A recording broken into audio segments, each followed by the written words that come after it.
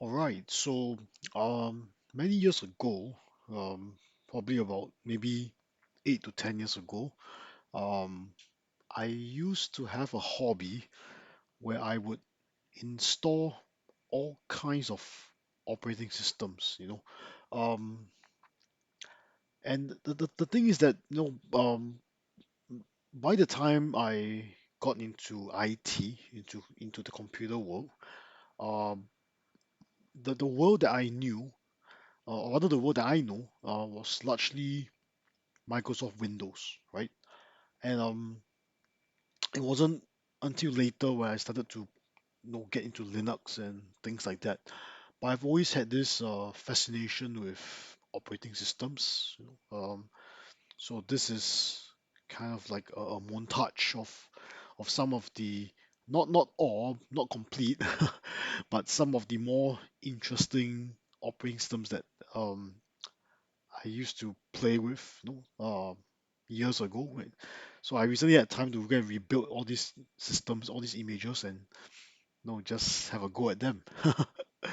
And I hope that you like it as well. Okay, so starting over here, I have one, two, three, four, five. I have five different VMs running side by side. Starting from the earliest, probably this is Windows 3.1. This was like during my childhood where we actually had MS-DOS back then. So this is Windows 3.1. Back then it was like this. So if you notice, right, if you do a var, it says MS-DOS 6.22, right? And back then we installed MS-DOS first, which was, I can't remember, was it 10 diskettes or something, followed by another, I think 6 diskettes only, followed by another uh another 10 diskettes or so of Windows 95, right? Floppy disk. So that was a lot. So how we actually start Windows, we just type win, okay? We could use it in a DOS mode as well. We can list directories and stuff like that. And interestingly, we could play games like Doom. Okay,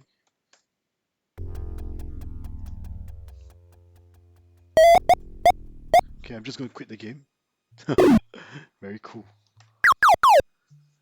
Okay, so you could just clear screen. Yeah, we could play DOS-based games like Doom or Wolfenstein 3D and things like that. And how we run Windows 3.1 is 3.11. You just type win, and this launches the legacy Windows that we used to have. Very, very, very cool. And yeah, back then installing, I mean, there was no such thing as installing software, or rather, it was more like just you just drag and drop or copy in entire files, right? And they will work. So, for example, I have a certain C base. This is something like a asset management software, Just double click and you can run it. Very cool. So this was how software actually looks like back in the past. Um, there was Microsoft Word, Microsoft Excel as well back then, but this was really like version 2.0, quite primitive actually. It's not the same as our modern day Excel. You can see, this was probably sometime, if I don't remember wrongly, Windows 3.11 and MS-DOS 6.22. That was like somewhere in the 1990, 1989 or 1990 during that period. So you see, it's around the time period. Okay, yeah, very very cool stuff. This is all legacy. I built all these from legacy images. Um, I mean, they are free now because these are very old legacy stuff that Microsoft doesn't care about anymore. But yeah, no, very, very, very, very cool stuff. Okay. Of course, there was no. I think maybe there was internet back then. I won't say internet, but they have what you call token ring network and stuff like that, which I can't set up because just simply don't have that kind of legacy hardware to go with it. And I don't think VMware workstation has a way to simulate this. Maybe someone has done it. I'm not sure, but mine is just standalone operating system by itself. The other one I have is the next one I have is Windows 95, similar as well. Um, I mean, also DOS based, but I can just type win to run the UI. Um, Once Windows 98 came about, they I think by Windows 98 SE second edition they boot straight into the graphical. There's no DOS base anymore. Okay.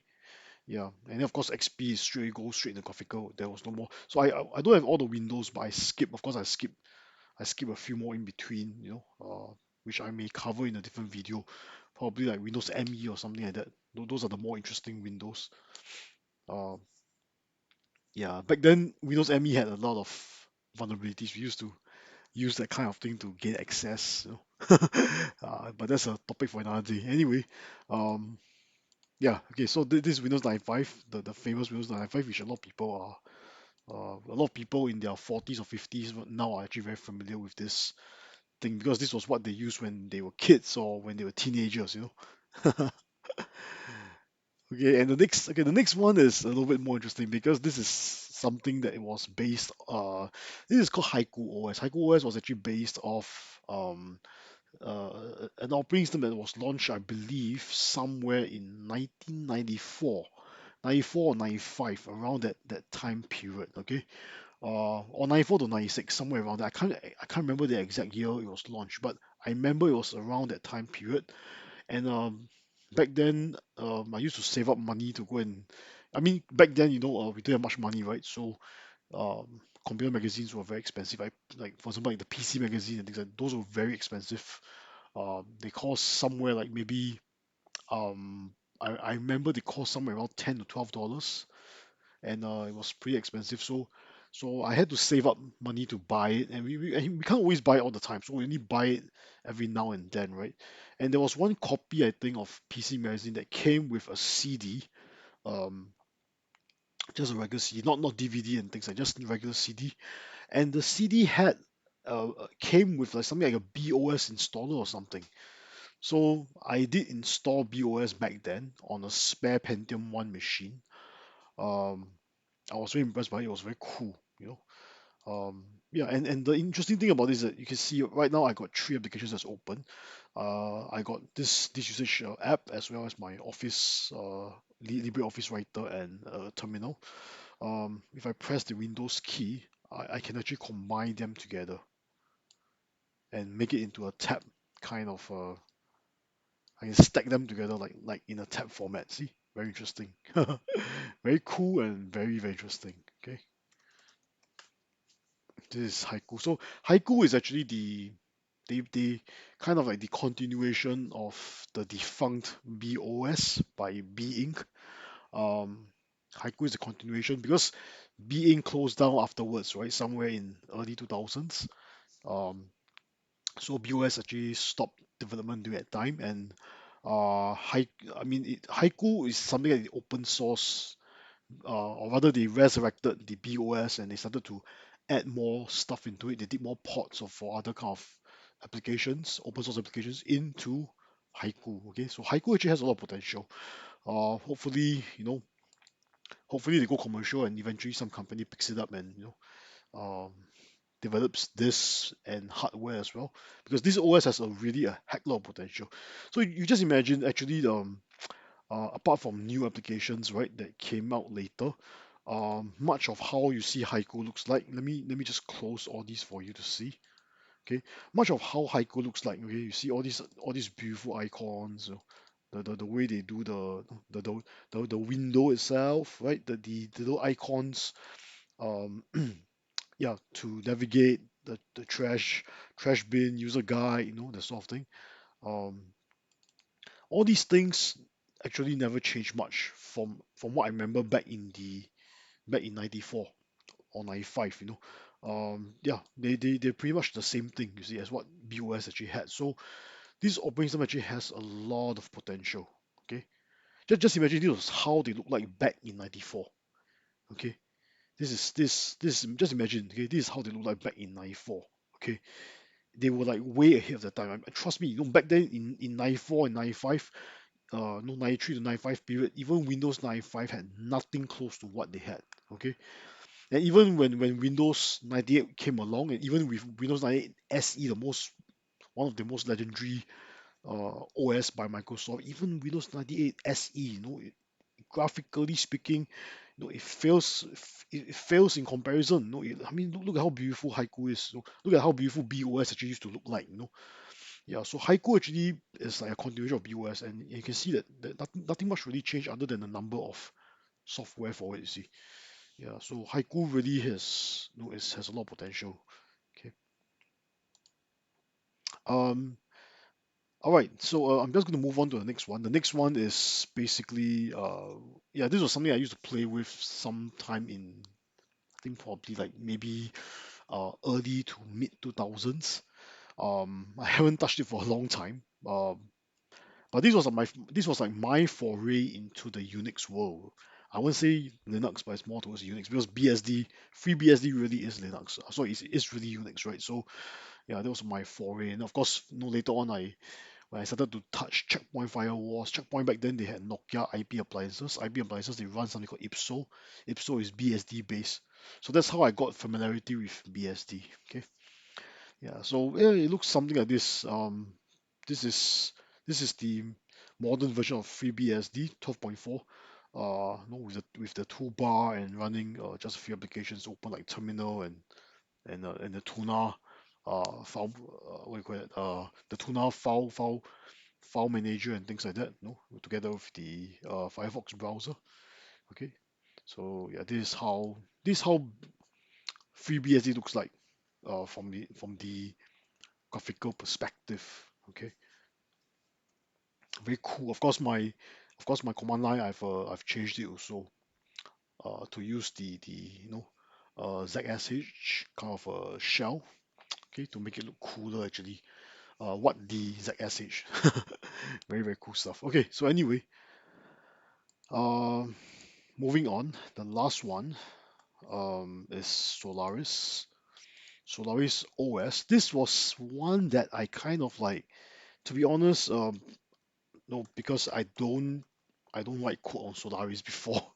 It's I do have friends who are Solaris certified administrators, right? And back then, if you were Solaris certified administrator, you had a lot of very good career opportunities, which I didn't have because I wasn't a Unix. I wasn't really, I wasn't into, like some of my friends who are very hardcore Unix people. I'm not into very hardcore into Unix kind of thing, you see. I was more of a Linux guy rather than a Unix guy.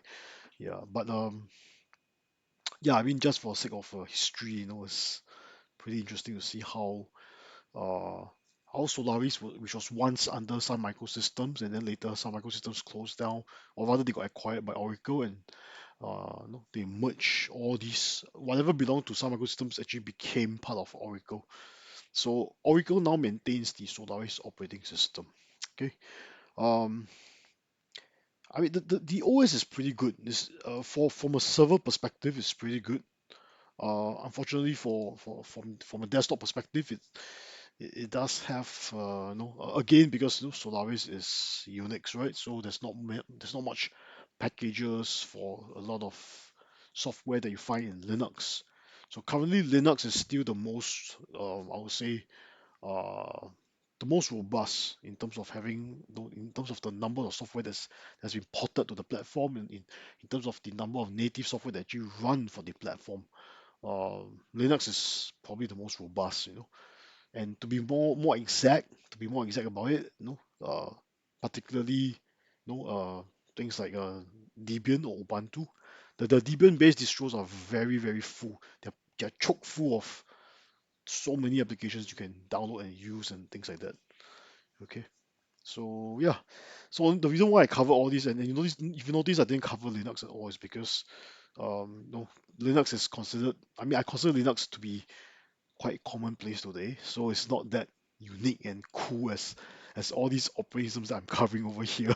Of course, Windows is common as well. Windows 95 is common, right? But Windows 3.1 is just for nostalgia's sake, so is Haiku. Haiku actually has a lot of potential. You know, I hope that they go commercial eventually. And of course, BSD is like an old friend. You have an old friend that you're familiar with. Back then, a lot of hosting companies they were using BSD. I remember back in the day, 4.2, 4.6. Um, I got friends who set up small companies to actually do web hosting for people and stuff like that. So they would deploy. I mean, they will get the hardware, the server hardware, like IBM or Dell servers and things like that. They would install x86 servers, by the way. Yeah, they'll install like FreeBSD 4.2 or 4.6, and then they'll install web hosting software like Plesk or cPanel and things like that, which will set up the whole thing for them, yeah. And they will resell those services, web hosting services to people because during that time, people were using things like FrontPage and all that to do websites. It was a very popular thing. Yeah, very cool stuff back then. So yeah, these are all the nostalgia stuff. So yeah, pretty cool. And yeah, that's it for my little montage of unique and cool operating systems. Thank you for watching.